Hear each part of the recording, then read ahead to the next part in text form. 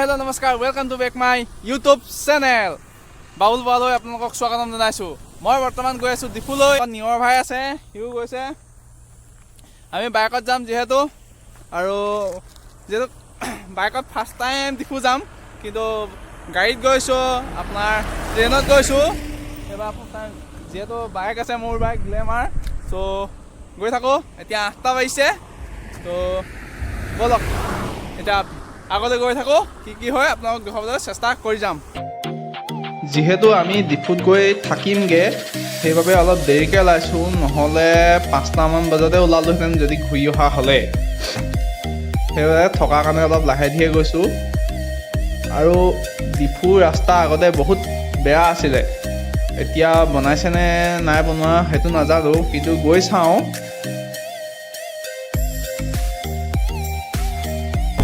এতিয়া আমি আহি বৰ্তমান গোলাঘাট জিলাৰ নামবৰ হাবি পালোহি। তো একা বাটে গৈ থাকোঁ। এতিয়া বহুতো ঠাণ্ডা দেই, যাবৰ মাজত যথেষ্ট ঠাণ্ডা পৰিছে। ৰ'দ দিছে ভিতৰত মানে পূৰা ঠাণ্ডা মানে আপোনাৰ, আৰু ৰাস্তাও ইমান ভাল নহয়, গোটেই গাঁত গোট। মই বৰ্তমান উপস্থিত আছোঁ নামবৰ হাবিৰ একদম সোঁ মাজত। আপোনাৰ গৈ আছোঁ, বহুত ঠাণ্ডা পৰিছে যথেষ্ট। অলপ ৰখি লৈছোঁ, তো মানুহ নাই, চাৰিওফালে কোনো মানুহ নাই। তো আমি ৰাখিছোঁহি। তো গছ গছনি পূৰা ধুনীয়া হৈ আছে প্ৰকৃতিক পৰিৱেশৰ মাজত। মানে ৰাস্তাৰ কাৰণে গোটেই ধূলি, গছ গছনি গোটেই ধূলি হৈ আছে যথেষ্ট। তো ব'লক আগলৈ কি হয় চাই থাকোঁ। এই দেখিছে ৰাস্তা কিমান বেয়া, গোটেই গাঁত গোট চলাই একদম আমনি লাগি গৈছে। কি ক'ব, গোটেই ধূলিয়ে মুটি পেলালে। আপোনাৰ ৰাস্তা ইমান বেয়া, 39 নেশ্যনেল হাইৱে হৈ ইমান বেয়া। চৰকাৰে এইটো মাত মাতিব লাগে বা গোটেই এইখিনি বনাব লাগে, যিহেতু এইটো নেশ্যনেল হাইৱে। যিহেতু ইয়াত কেইবাখনো ষ্টেটলৈ যায়গৈ এইফালে, তো ইমানে গাড়ী মটৰ চলে, তো বনাই দিব লাগে। এতিয়া ধূলি দেখিছেনে, ইমান ৰাস্তাটো বেয়া হৈ গৈছে। এয়া আহি গৰম পানী পাই গ'লোহি। আৰু যিহেতু গৰম পানীও কাৰ্বি আংলঙত আছে, আৰু গোলাঘাট আৰু কাৰ্বি আংলঙৰ বৰ্ডাৰ বুলি ক'ব পাৰি, একেবাৰে সীমাত আছে। এয়া আমি ঘূৰি আহোঁতে সোমাম বাৰু যদি সময় হয়। আৰু ফাইনেলি এয়া কাৰ্বি আংলং সোমাই গ'লোঁ। দেখিছে নহয় কাৰ্বি আংলং ৰাস্তা কিমান ধুনীয়াকৈ বনাই থৈছে, দেখিছে নহয়, ইমান সুন্দৰ এটা পৰিৱেশ। বাপৰে বাপ, মাইণ্ড ব্লয়িং। ইমান সুন্দৰ ৰাস্তাৰ মাজে মাজে গৈ আছোঁ। এনেকৈ হ'লে বেছি টাইম নালাগেই ডিফুলৈ পাবলৈ।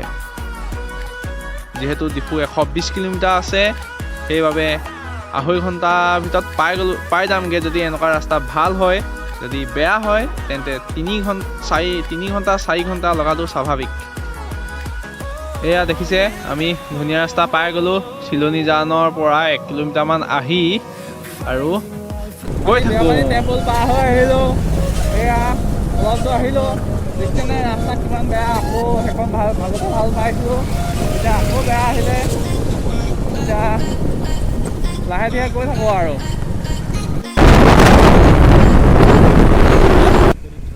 বৰ্তমান আমি হৰিয়জন পাই গ'লোহি। তো এইফালে গুচি যায় আপোনাৰ ডিমাপুৰ, আমি এইফালে যাম ডিফু। যিহেতু ডিফুত কাম আছে, 60 কিলোমিটাৰ হয় ডিফুলৈ। তো ইয়াত কিবাকিবি অলপ ৰখি লওঁ হৰিয়জনত। তো অলপ ৰেষ্ট লৈ অলপ বহুত কঁকাল বিষাই আহিলে, তাৰপিছত জাৰ্ণি আৰম্ভ কৰিম। এতিয়া নিয়ৰে বাইক চলাইছে, মই উঠিছোঁ। বহুত কঁকাল বিষাই আহিলে, এইটো চলাই আছোঁ। এবাৰ মই চলাই আছে, গৈ থাকোঁ। বৰ ধুনীয়া ৰাস্তা দেখোন। এতিয়া নাই ধুনীয়া স্থানেই ন, গৈ থাকোঁ।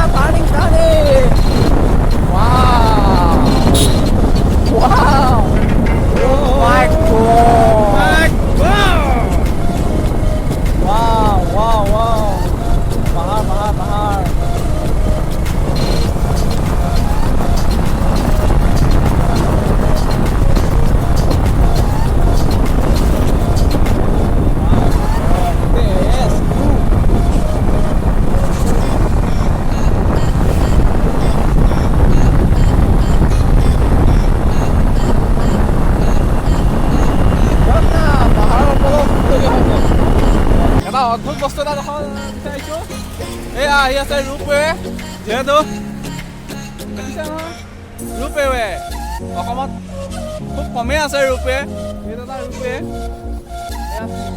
কয়লা নহ'লে আপোনাৰ কিবা কিবি নি আছে গোটেইখন মই ৰূপে যিহেতু উঠিছোঁ দাৰ্জিলিঙত উঠিছোঁ কলকাতাত উঠিছোঁ যিহেতু এই দাদা দেখিছেনে ৰূপে উঠিবলৈ বৰ ধুনীয়া লাগে তো ব'লক আগলৈ গৈ থাকোঁ এতিয়া 10:30 বাজি গৈছে তো আৰু ডিপুলৈ বেছি সময় নাই এয়া ৰাস্তা নিৰ্মাণ কাৰ্য চলি আছে ৰাস্তা দেখিছে এয়া মানজালে আছে 17 কিলোমিটাৰ দবকালে 109 আৰু নগাঁও 147 কিলোমিটাৰ আছে এয়া দেখিছে কিমান ধূলি ৰাস্তা যিহেতু বনাই আছে তো আগতে এইটো ৰাস্তাত বাছৰ তলটো থাকি গৈছে মানে আগত গাড়ী হৈছে একো দেখা নাই ইমানে ধূলি তো এতিয়া অলপমান গাড়ীখন চলাই ভাল লাগিছে তো মানে আপোনাৰ 50% ভাল হৈছে মানে আৰু 50% বাকী আছে আগতেতো এইটো ৰাস্তাত আপোনাৰ 20%হে ভাল আছিলে বাকী গোটেই 80%হে বেয়া হ'লে জিলাৰ পৰা মানজালৈকে গোটেই ৰাস্তাটো আগতে বেয়াই আছিলে এতিয়া অলপ ভাল কৰি আছে তো আৰু আগতে কিমান ভাল কিমান বেয়া কৰি থাকোঁ বহুত দিন অহা নাই আমি জুলাই মাহতে অহা হ'লে তো জুলাই মাহৰ পৰা এতিয়া অলপ বনাইছে কিন্তু যথেষ্ট ধূলি চলাই গৈ ভাল লাগিব আৰু ধূলি কমিব তো চাই থাকক ভিডিঅ'টো আহি আমি এয়া ডিলাই আৰু মানজাৰ ৰোড পাই গ'লোহি তো গোটেই ৰাস্তাত ধূলি মই যিহেতু এইটো বনাই আছে ৰাস্তা আগতে গোটেই গাঁত আছিলে আৰু যথেষ্ট এয়া 2 লেনযুক্ত ৰাস্তা বনাই আছে এইজোপা গছত চক পৰিলে দেখিছে গোটেই ওচৰতে লাইন গৈ আছে তো বহুত ধুনীয়া ৰাস্তা যেতিয়া পিচ হ'ব তেতিয়া আহি ভাল লাগিব গোটেই ধূলিয়া পুতি পেলাইছে এয়া ষ্টেচনে ধূলি যথেষ্ট হৈ গৈছে গোটেই তো ৰুমত গৈহে ফ্ৰেছ হ'মগৈ আৰু তো ব'লক আৰু আকৌ জাৰ্ণি আৰম্ভ কৰোঁ বৰ্তমান আহি মানজা পাই গ'লোহি আৰু আগলৈ যায়গৈ আপোনাৰ নগাঁও আৰু এইফালে যায়গৈ ডিফুলৈ আৰু ডিফুলৈ ইয়াৰ পৰা আৰু বেছি দূৰ নাই যিহেতু তো পাই যামগৈ আৰু এয়া দেখিছে শিৱ মন্দিৰ আৰু হনুমান মন্দিৰ আছে এয়া হনুমান মন্দিৰ কিমান ডাঙৰ বিশাল হিচাপে বনাই থৈছে আৰু বৰ্তমান আমি ৰিক্ৰিয়েশ্যন পাৰ্ক পাই গ'লোহি যিখন অসমৰ ভিতৰত ডাঙৰ পাৰ্ক বুলি ক'ব পাৰি বহুত ডাঙৰ এৰিয়া আছে চাওক না মাই গড ধুনীয়া লাগিছে চ' আহি তাৰালাংচু পাই গ'লহি এইফালে তাৰালাংচু সোমাই যায় যিহেতু ইয়াত কাৰ্বি ইউথ ফেষ্টিভেল পাতে আপোনালোক আহিব ফেব্ৰুৱাৰী 15 আৰু 19 ফেব্ৰুৱাৰীত প্ৰত্যেক বছৰে হয় তো আমি আহিছোঁ যথেষ্ট ভাল লাগে বহুত মানুহ হয় তো চাবলৈ আহিব আহি টাউন এৰিয়াই পাইছোঁহি আৰু আজি ভিডিঅ'টো বহুত দীঘলীয়া হৈ যাব চ' সেইবাবে ভিডিঅ'টো আজি বেছি দীঘলীয়া নকৰোঁ এপিচড চিষ্টেমত দেখুৱাম ছিজন 1 ছিজন 2 চিষ্টেমত তো ভিডিঅ'টো চাই থাকক আৰু ভাল লাগিলে লাইক কৰিব কমেণ্ট কৰিব ছাবস্ক্ৰাইব কৰিব লগতে বেল আইকন টিপি দিব আজিলৈ ভিডিঅ'টো ইমানেই বনালোঁ জয় হিন্দ জয় অসম